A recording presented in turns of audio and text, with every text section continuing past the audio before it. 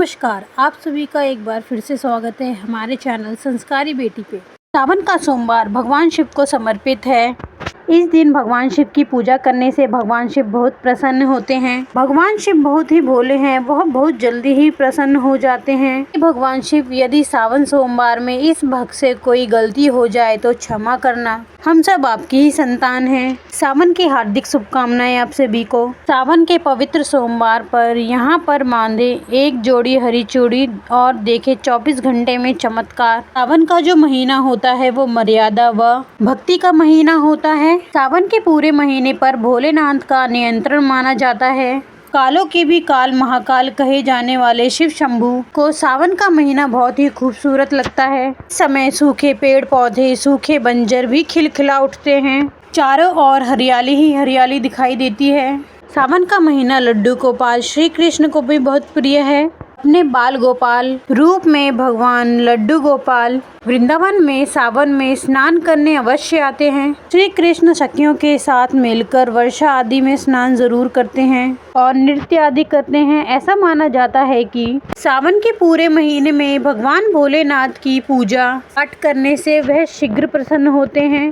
सावन का पूरा महीना भोलेनाथ का प्रिय महीना है। इसकी अनेक पौराणिक कथाएं हैं एवं धार्मिक मान्यताएं भी हैं। जनसाधारण लोग किसी और महीने में संयम नियम का पालन करें ना करें, लेकिन सावन के महीने में संयम नियम का पालन करना चाहिए। सावन के महीने में जो लोग व्रत आदि करते हैं उन्हें पूरे महीने लहसुन प्याज तथा किसी का झूठा भोजन नहीं करना चाहिए, क्योंकि इस समय व्रतधारी भगवान के शिव की शरण में होते हैं। तो आप कोई भी ऐसा पाप न करें जिससे भगवान शिव क्रोधित हों। आज की वीडियो ज्ञानवर्धक और जानकारी वाली है। इसे अपनी जानकारी के लिए पूरा देखें, क्योंकि अधूरा ज्ञान अधूरे फल के जैसा ही होता है। इस वीडियो को आखिर तक जरूर देखें। अगर आपने हमारे चैनल को सब्सक्राइब नहीं किया है, संस्कारी बेटी को सब्सक्राइब करें ताकि आपको ऐसी जुड़ी जानकारी समय पे मिल सके।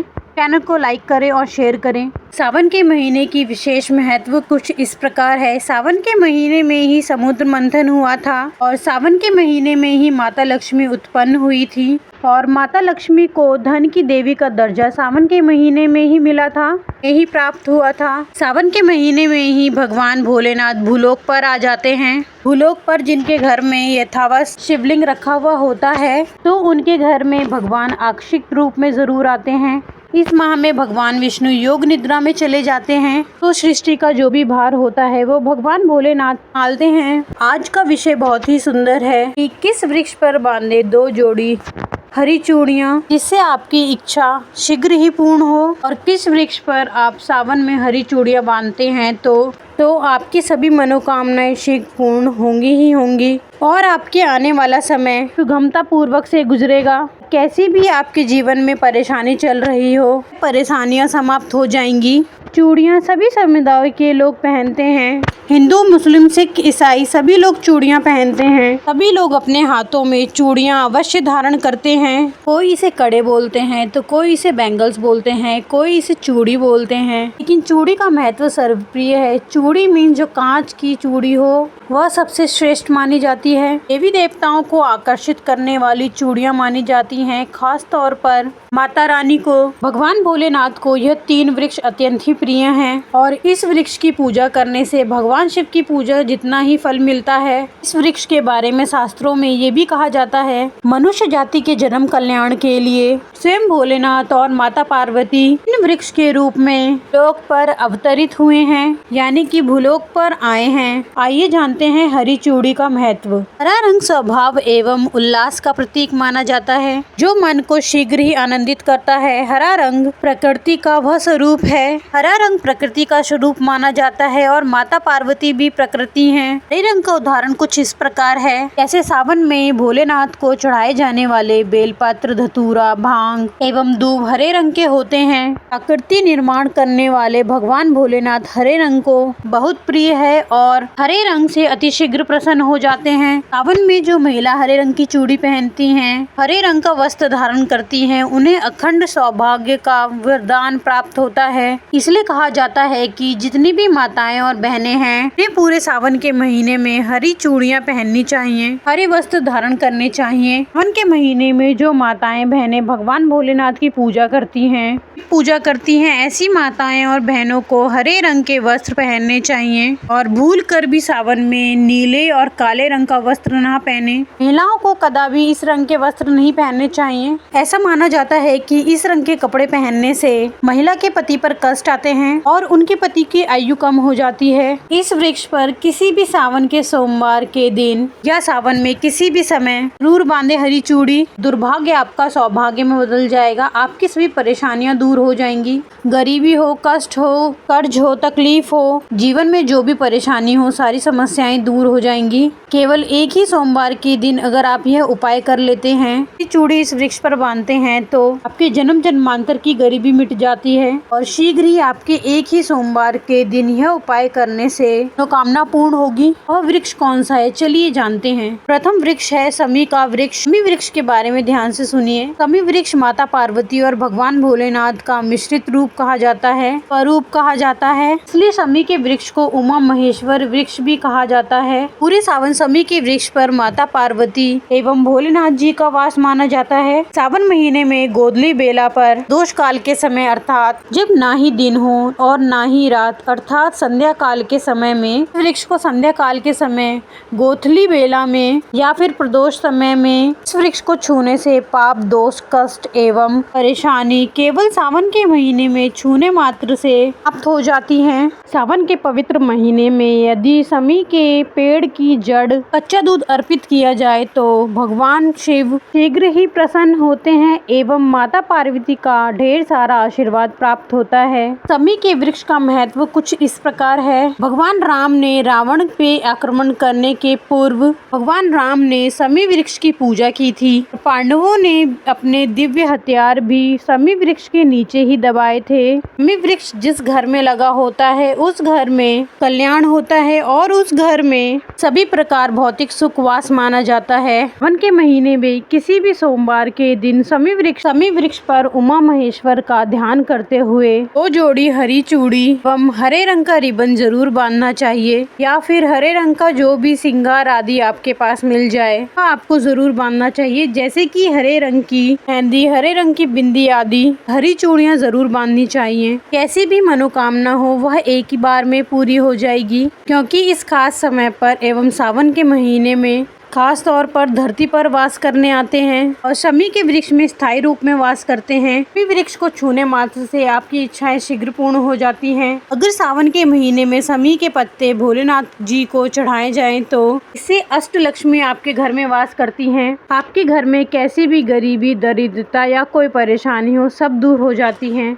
और संपूर्ण रूप से आपके घर भौतिक सुख आकर घर में वास करने लगते हैं। दूसरा वृक्ष है धतूरे का वृक्ष। धतूरे का वृक्ष भगवान शिव के उग्र रूप काल भैरव के अंश से उत्पन्न हुआ है। ऐसी मान्यता है कि शिवलिंग पर धतूरे के पत्ते और पुष्प, धतूरे के फल चढ़ाने से राहु, केतु और शनि के कुप्रभाव समाप्त होते हैं। धतूरे के वृक्ष पर सावन में किसी भी सोमवार के दिन अगर 2 जोड़ी हरी चूड़ी बांधी जाए तो शत्रुओं से छुटकारा मिलता है एवं शत्रुओं का नाश होता है। और सावन सोमवार के दिन धतूरा वृक्ष छूने मात्र से भगवान शिव आपके घर दौड़े चले आते हैं। घर से निकलते आप धतूरे का वृक्ष देख लेते हैं, उसे देखने मात्र से आपके सभी काम जरूर बनते हैं और पूर्ण होते हैं। अगर सावन के किसी भी शनिवार के दिन धतूरे के वृक्ष पर काल भैरव का ध्यान करते हुए अगर हरी चूड़ी बांधी जाए तो घर से भूत प्रेत की बाधाएं सभी नष्ट हो जाती हैं, भस्म हो जाती हैं एवं छोटे से धतूरे की जड़ अगर घर में किसी कोने में छुपा दी जाए, अगर घर की जमीन में गाड़ दी जाए तो भूत प्रेत इत्यादि का वास घर में कभी नहीं होता, क्योंकि सभी बाधाएं शिव के वास करने से घर से भाग जाती हैं। तीसरा वृक्ष है बेल का वृक्ष। भगवान शिव को अगर बेलपत्र ना चढ़ाए जाएं तो सावन का व्रत अधूरा माना जाता है। बिना बेलपत्र चढ़ाए शिवलिंग पर जल व्यर्थ हो जाता है।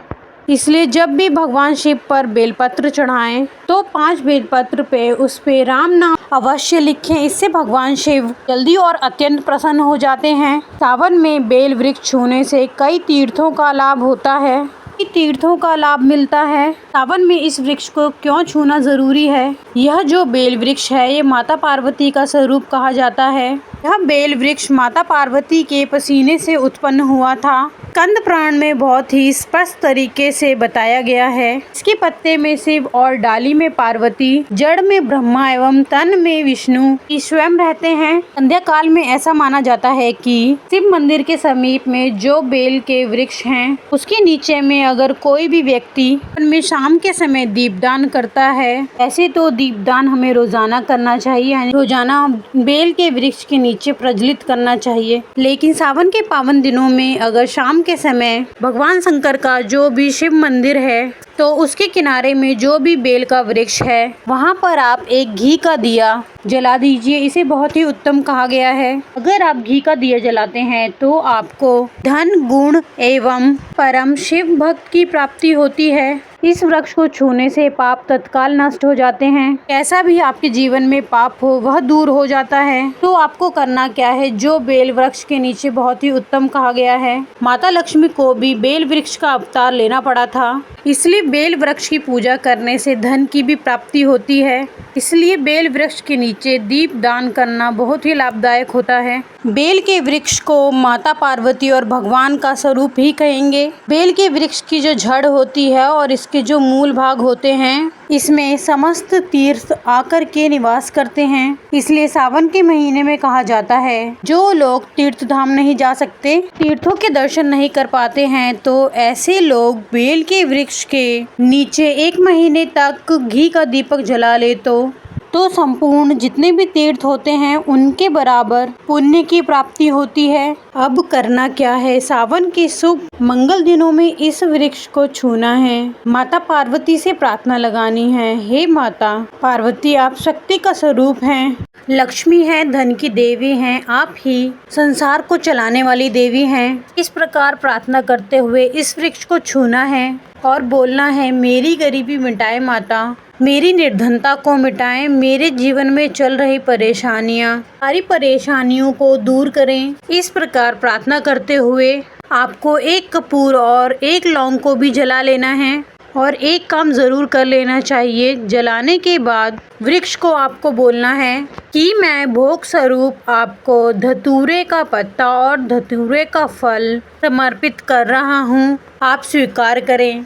इस वृक्ष के जड़ के नीचे भी आपको धतूरे का फल एवं धतूरे का पुष्प भी रख सकते हैं। फिर धतूरे के पत्ते समर्पित करें। फिर वृक्ष को छूना है, प्रार्थना करते हुए कि हमारी गरीबी मिटाएं, निर्धनता मिटाएं। बिल्कुल ही आपके जीवन में कभी गरीबी नहीं आएगी। और एक प्रार्थना जरूर करनी है, किसी की हाय लग गई हो, किसी की बद्दुआ लग गई हो, किसी का दोष लग गया हो जिसके कारण हमारी आध्यात्मिक उन्नति नहीं हो पा रही है, तो आप जो है हाय बद्दुआ किसी का दोष लगा हो उसे तुरंत दूर करें। शनि, राहु, केतु का अगर दुष्ट प्रभाव लगा हो तो नवग्रह में से कोई भी नवग्रह हमें पीड़ित कर रहा हो या फिर हमारे पूर्वजों द्वारा किसी भी प्रकार से हमें पितृदोष लगा हो कि पितृदोष लगने के कारण व्यक्ति की आध्यात्मिक उन्नति नहीं होती, तो आप बोलिए कि समस्त प्रकार के दोषों को आप दूर करें, अपने अंदर में खींच लीजिए और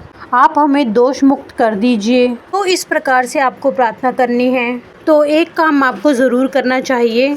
आपको सावन के समय धर्मशास्त्र में कहा गया है, बहुत सारे लोग भी बताते हैं, सावन के दिन अगर बेल की जड़ में मिश्रित युक्त मिश्री, जो मिश्री आती है खड़ी खड़ी, तो मिश्री डाला हुआ दूध अगर आप छड़ में डालते हैं तो ऐसा कहा गया है कि ऐसे व्यक्ति कभी निर्धन नहीं होते। ऐसे व्यक्ति के जीवन में अगर किसी प्रकार से अगर लक्ष्मी रुष्ट हो चुकी हो, ऐसे व्यक्ति माँ लक्ष्मी भी प्रसन्न होती हैं। ऐसे व्यक्ति के जीवन में धन का अभाव नहीं होता। ऐसे व्यक्ति फिर निरोग रहते हैं, निरोग काया प्राप्त होती है। आप चाहें तो यही क्रिया नीम के वृक्ष पर भी कर सकते हैं। नीम के वृक्ष पर माता लक्ष्मी निवास करती हैं, समस्त देवीय शक्ति निवास करती है। नीम के वृक्ष पर अगर आप जो सावन के शुभ मंगल दिनों में 1 गिलास या फिर 1 लोटे सामर्थ्य के अनुसार तांबे के लोटे में आपको दूध डाल करके इनका अभिषेक करें। इनकी जड़ में डालना चाहिए, लेकिन आपको मीठा दूध ही डालना है। मिश्री मिला हुआ दूध जड़ में डालना है और उनसे प्रार्थना करनी है कि गरीबी मिटाएं। जिन लोगों पे कर्ज का भार है वह लोग बोल सकते हैं कि हमारे कर्ज का भार दूर हो जाए। जीवन में जिस भी प्रकार की परेशानियां हैं वह परेशानियां भी बोल देनी चाहिए। वह परेशानियां तत्काल यह वृक्ष समाप्त करते हैं और आपको इसे छू कर आ जाना है। सावन में आप इन वृक्ष को जरूर छुएं, आपका कायाकल्प हो। आपको ये जानकारी कैसी लगी